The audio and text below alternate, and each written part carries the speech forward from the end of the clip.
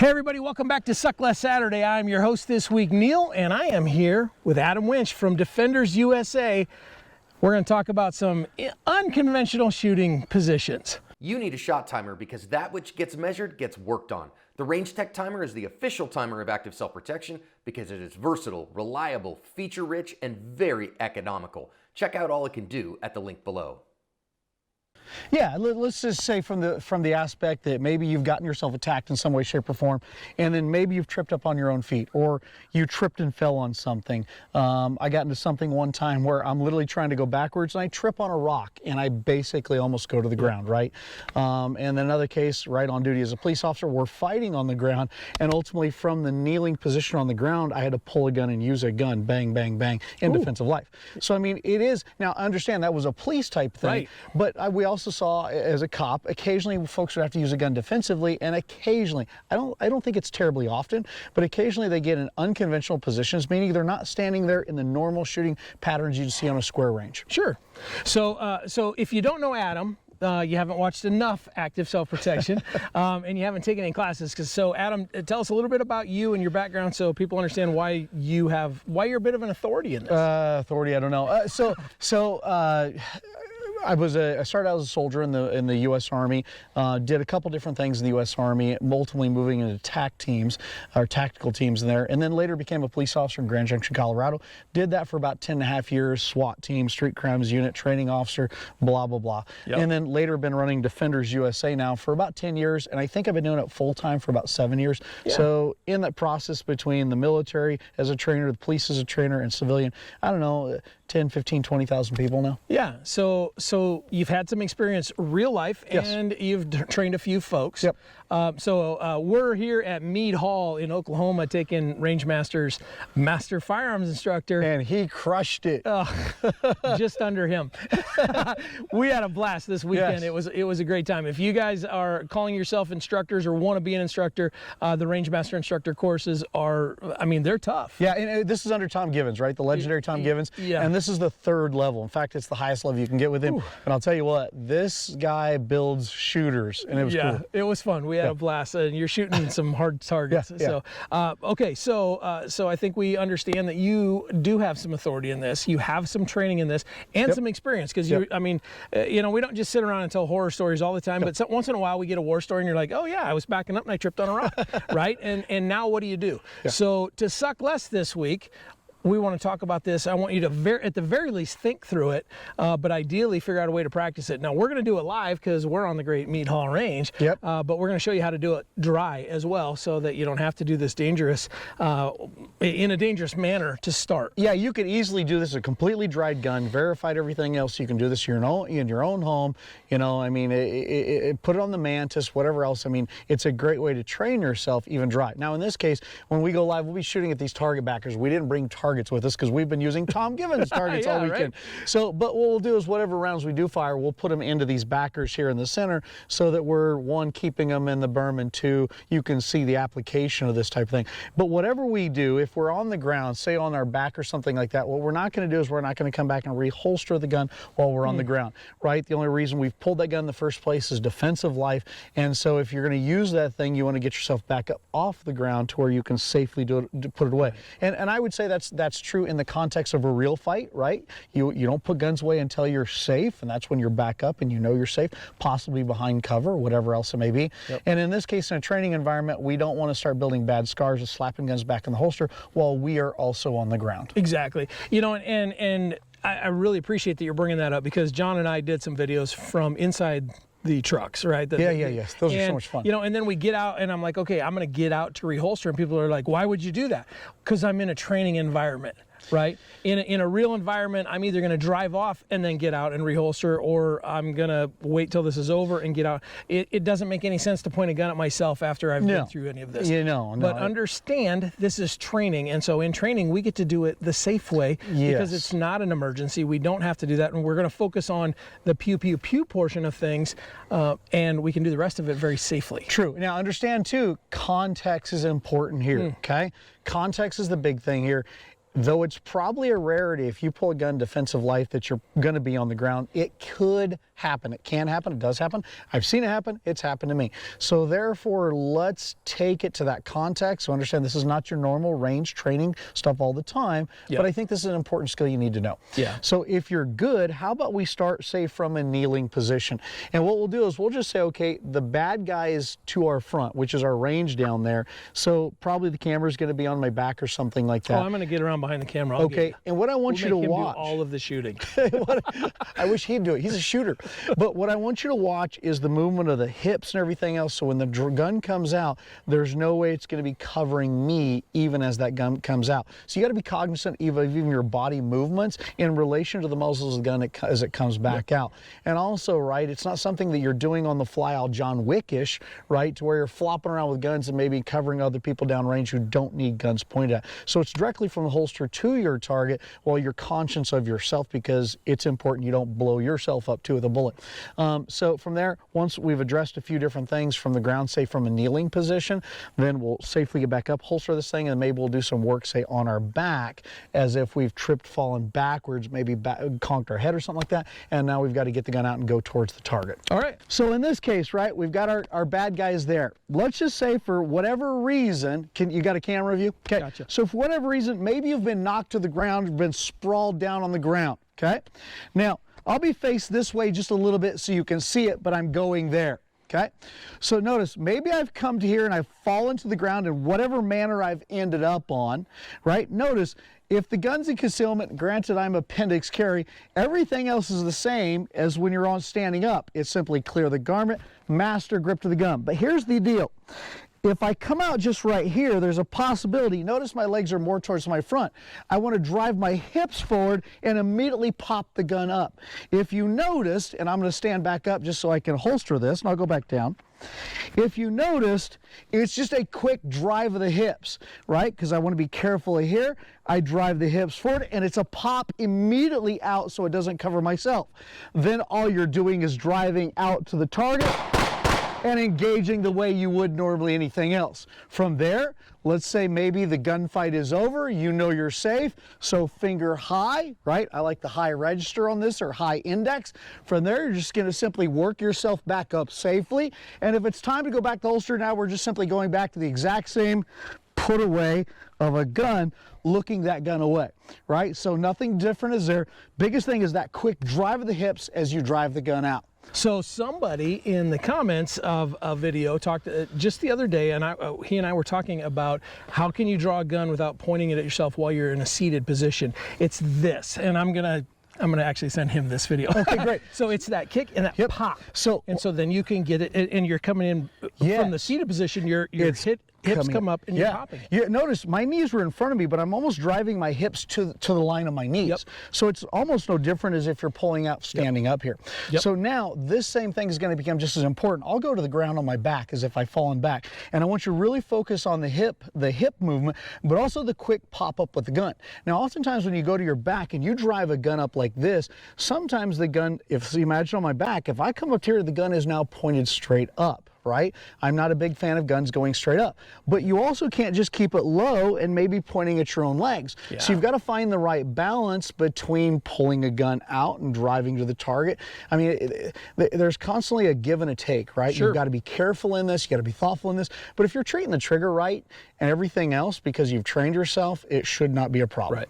Well, and again, this is why we do this dry. Yeah. Right. Now we're doing it live because we're on a range and we've warmed up. We've spent a significant amount of time here, but also in the Rangemaster certification, there's several shots at 25 yards. Oh yeah. And the course of fire is draw, shoot 3, take a knee, shoot 3. Yep. And from the knee, Tom Givens, and this is master firearms instructor, which is his highest level, right? Yep.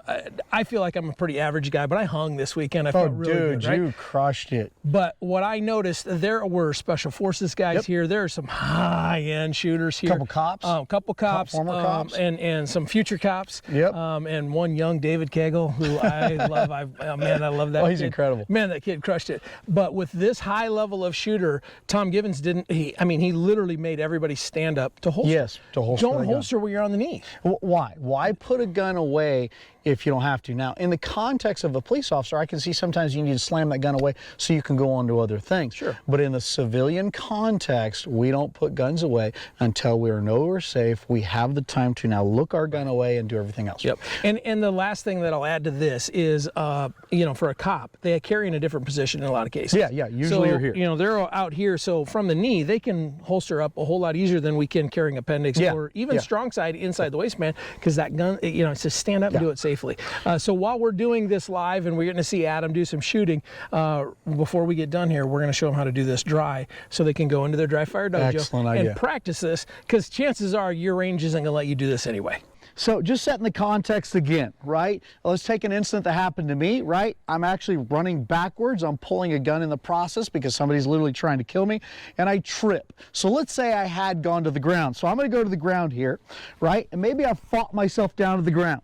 So my bad guy is here. And whether the knees are up or down, I mean, there's always controversy on that about different things. But I'm going to tell you, sometimes you just land the way you land, right? So now notice something. If I've got to draw here, preferably I want to get these legs out of the way. Notice, same thing is true here. It's a pull up. It's a master grip. Now watch the hips, watch the muzzle. All I want to do is wherever I land with my legs, I want to drive the hips up dramatically, pop the gun up. Notice it's up, and then I simply want to drive the gun wherever it's going to go. I've got to be conscious of my knees, my legs, wherever they end up. I've got to make sure that muzzle never covers my own legs. So you can see this a little bit more at realistic speeds without going terribly fast. I'm going to work my way up, holster the gun, okay? So notice I'm being careful with the gun at all times. I'm going to holster, go back down to the ground, then we'll go live with it, okay? So just watch the hip work, watch the gun work, okay? So maybe I've fallen to the ground. I've got to get this gun up, no matter where it is, drive it out, and maybe engage, finger high off the trigger. I've got to be careful of that knee. Now I got to work my way up. Notice fingers high, keeping the muzzle in a safe direction. I got to work my way up, however that is. And then of course, again, if we're safe, we're simply, again, looking that gun carefully away. You get to see this here. We're at the Meade Hall range, right? So we get to do this stuff. We've got permission to be down here shooting some stuff. And not everybody has that luck, right? Not everybody has the opportunity to do this, but everybody has the opportunity to do this in their dry fire. Right. Right? So you're doing it, you got to find a safe place. You've got to unload your gun, and then you need to check it one more time, make sure all the ammo is out of the room, and then I like to check it one more time, because Adam, I run the dry fire group on Facebook. I hear all the horror stories. Yeah. We've been very, very fortunate that that of the stories I've heard, the worst case scenario is somebody paid a $15,000 fine for a negligent discharge. That's the. And in some states, it's a felony. Yeah, exactly. And in this state it was, and it cost them $15,000 to not become a felony. But seriously, we got to be super careful with that, folks. I know a person that in his dry fire literally shot a hole through his hand. Yep. So I don't know if that's worst case or 15,000. I know several people. Yeah. It's always tragic. Yeah, it is. And so we need to be super careful with our stuff. So Adam, I'm going to ask you to download here, go dry, and then let's walk through that same stuff so folks can do that. Start with the knees and let's work through that. So if somebody is sitting at home in their dry fire dojo, what are you going to have them work on? What's the first thing you're going to have them think it through? would be very easy to just simply start from whatever position you are here, right? I find when people go to the knees, they don't usually end up in this position because that's not a common position. That's more of a prepped position. Right. If they've gone to their knees, they've usually fallen down some way, shape, or form, and they've oftentimes fallen in weird ways. So whatever it is, you still want to be somewhat realistic. I hope I'm in the camera. Yeah. Still realistic, and I would start out very, very slow, right? Okay. We know I have a cleared gun. I'd start out slow, constantly driving the hips up, notice the pop, and then simply drive on the gun, okay? And then we could work that back to the holster after we safely get ourselves back up, and you could do that in multiple positions. Let's say this. You're trying to get away from this type of person. You've maybe turned, tripped, and fallen. Let's just say here, you've fallen here, and now they're behind you. What do? Right? it's not very hard to simply turn towards this, notice, and drive the gun out.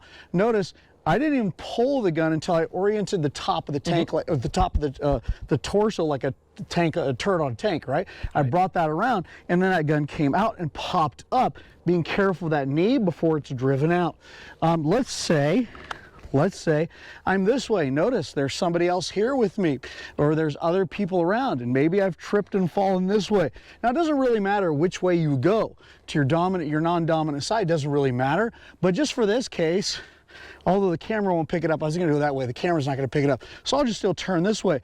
Notice all you're doing is simply, once again, turning towards this. Notice the movement, hip drive out, and maybe you're just engaging your target from there. Okay, work yourself back up. Okay, so you can do it from multiple positions, dry fire, as long as you're conscious of that muzzle coming out and going towards your bad guy and not sweeping the entire room or people that are there. And it's so much better to do this in dry fire because you're not going to get it right the first time. Right? It's hard. And so it's training. Yeah, and you really need to spend some time thinking about where that muzzle goes and you know what the potential is if you did this with a loaded gun. So you said a key word there. Thinking. Yep. You have to be thoughtful in this, right? As I like to tell my students, at this point, we're starting to do stuff that's dangerous. In fact, it's exponentially dangerous, but it's only dangerous if you are. If you're thoughtful about this and you take care of you and you verify you are safe, everything's going to be fine, but you have to take care of you, because if you don't, if you do this with less thought or thoughtless, this is extraordinarily dangerous. Yep. And I mean, I know this is, we're getting a little into the bushes here with this stuff, but frankly, I think that sometimes we get bored with our dry fire. Yes. You know, we're click, rack, we're working on our draw, and sometimes people are just like, you know, I need some variety. First off, you're going to get some up downs because you're going to get up and down a few times, right? If you do this and you are holstering up on your knees, you're doing it wrong. Don't do that. That's not, this isn't the time to be lazy. If you do 3 draws and your legs are too tired to do it again, then that's enough for the day, right? Work on other stuff. But give yourself a little variety, give yourself a little bit of experience doing something, because if your brain has gone there and your mind has gone there, your body can go there to some degree, and then you can work that up. So if you get to the point where you're working at 8, 10, 12 and your legs are tired, and the use of this type of gun this way defensively is probably somewhat of an anomaly. So spending a ton of time doing this may not be truly a needed thing. The dry fire is the good thing, but being familiar how to do it, I think, is an important life-saving skill. Right, and that's what the same thing as we were doing the video with out of the trucks, right? Yeah.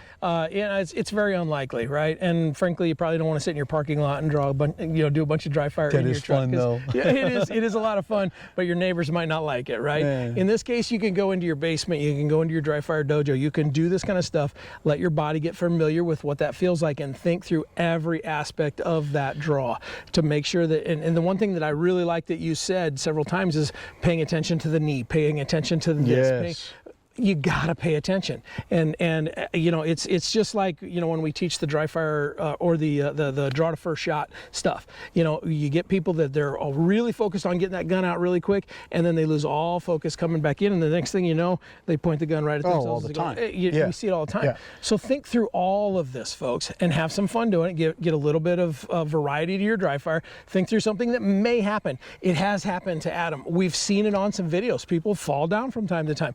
It's not real common, but you know, you don't always see people stand and deliver in a self-defense scenario. No, they're moving around. I literally had to shoot a gun from my knees in a weird position, and it does happen to people. We see it occasionally on the videos. Do you want to go into a little bit of ground stuff, or do you want to call it for now? Let's call it for now. We'll do ground stuff next time. So, well, thank you for doing this, and brother, you did great this weekend. Oh, you too, man. It was fun. Hey, you guys, check us out on the Dry Fire Challenge on Facebook, and go do some work, suck a little bit less, and have some fun doing it. See you next time.